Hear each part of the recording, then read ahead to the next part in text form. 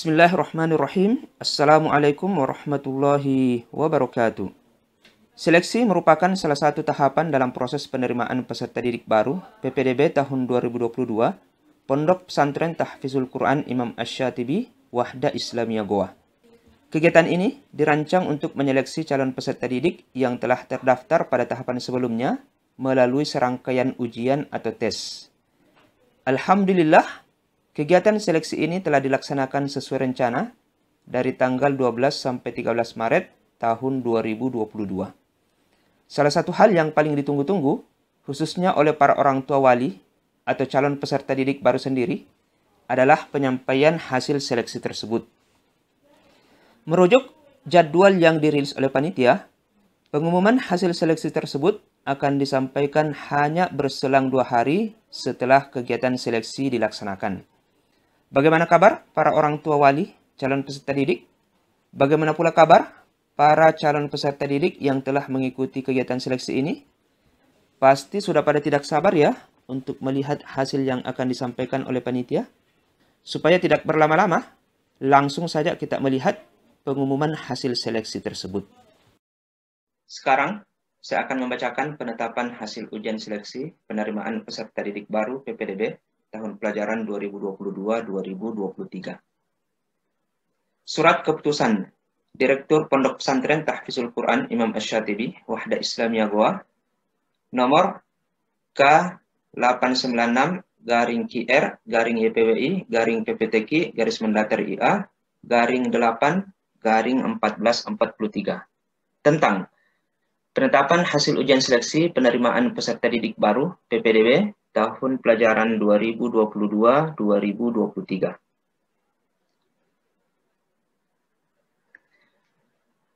Direktur Pondok Pesantren Tahfizul Quran Imam Asy-Syatibi Wahda Islamiyah Goa setelah menimbang yang pertama, bahwa sehubungan dengan pelaksanaan seleksi penerimaan peserta didik baru tahun 2022, maka dipandang perlu menetapkan kelulusan peserta didik baru Pondok Pesantren Tahfizul Quran Imam Asy-Syatibi Wahda Islamiyah Goa tahun pelajaran 2022-2023. Yang kedua, bahwa berdasarkan pertimbangan di atas, maka dipandang perlu menetapkan dalam surat keputusan. Mengingat, yang pertama, surat keputusan Direktur Pondok Pesantren Tahfizul Quran Imam Asy-Syatibi Wahda Islamiyah Goa tentang penetapan panitia penerimaan peserta didik baru tahun pelajaran 2022-2023 nomor D.860-QR-YPWI-CG PPTQ-Mendater-IA-4-1443 tertanggal 17 Rabiul Akhir 1443 Hijriah atau 17 November 2021 Miladiah. Yang kedua, panduan penerimaan peserta didik baru tahun 2022. Yang ketiga, petunjuk teknis seleksi penerimaan peserta didik baru tahun 2022. Yang keempat, surat Direktur Pondok Pesantren Tahfizul Quran Imam Asy-Syatibi Wahda Islamiyah Goa tentang rekomendasi penguji nomor D.894-YPWI-CG-PPTQ-Mendater-IA-8-1443 tertanggal 2 Syakban 1443 Hijriah atau 5 Maret 2022 Miladiah. Yang kelima, hasil rapat gabungan panitia dan tim penguji tanggal 11 Maret 2022 tentang kriteria dan mekanisme penilaian. Memperhatikan, yang pertama, hasil tes seleksi tanggal 12 sampai 13 Maret 2022. Yang kedua, hasil sidang penentuan kelulusan tanggal 14 Maret tahun 2022. Memutuskan, menetapkan yang pertama, peserta didik baru Pondok Pesantren Tahfizul Quran Imam Asy-Syatibi Wahda Islamiyah Goa tahun pelajaran 2022-2023 sebagaimana tercantum dalam lampiran surat keputusan ini. Yang kedua, keputusan ini bersifat absolut dan tidak dapat diganggu-gugat oleh pihak manapun. Yang ketiga, apabila terdapat kekeliruan di dalam penetapannya, maka akan dilakukan perbaikan seperlunya. Ditetapkan di Goa pada tanggal 12 Syakban 1443 Hijriah atau bertepatan dengan 15 Maret tahun 2022 miladiah. Surat keputusan ini ditandatangani oleh Direktur Pondok Pesantren Tahfizul Quran Imam Asy-Syatibi Wahda Islamiyah Goa, Siswandi Safari, LC SPDI SH. Nah, sekarang tentunya yang paling ditunggu-tunggu adalah lampiran daripada surat keputusan ini. Kita akan membacakan lampiran dari surat keputusan ini. Inilah hasil ujian seleksi penerimaan peserta didik baru tahun pelajaran 2022-2023. Yang pertama, kita akan melihat hasil ujian seleksi untuk jenjang SMP. Kita akan buka pelan-pelan, sedikit demi sedikit, siapakah yang akan kelihatan untuk pertama kali. Kita buka pelan-pelan. Nah, ini sudah muncul. Kita akan perlihatkan dulu yang menempati 10 pertama. Nah, ini terlanjur, sudah muncul 11, tidak apa-apa. Inilah hasil ujian seleksi untuk jenjang SMP. Kita perlihatkan dulu, 11, diperhatikan baik-baik nama Ananda, para orang tua calon santri sekalian, dan juga mungkin sudah ada para calon santri yang menyaksikan ini. Silahkan diperhatikan namanya baik-baik. Selanjutnya, saya akan membuka dengan pelan-pelan sampai hasil ujian untuk jenjang SMP ini selesai. Inilah dia nama-nama dari calon peserta didik yang dinyatakan lulus. 41 telah kelihatan. Kita lanjutkan. Ini lembar pertama sudah selesai. Kita akan melihat untuk lembar keduanya. Ini lembar kedua dari lampiran surat keputusan ini untuk hasil ujian seleksi SMP. Nomor 44 sampai 59 telah kelihatan. Semuanya berstatus lulus. Sekarang kita lihat untuk yang di bawahnya. Siapakah nama-nama yang muncul untuk urutan 60 sampai selesai? Nah, di sini kita melihat ada perbedaan keterangan. Silahkan diperhatikan nama Ananda baik-baik, atau para orang tua. Silahkan diperhatikan nama Anandanya masing-masing.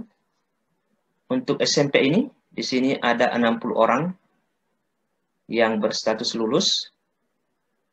Kemudian ada 5 orang yang dinyatakan sebagai cadangan, dan sisanya dinyatakan tidak lulus.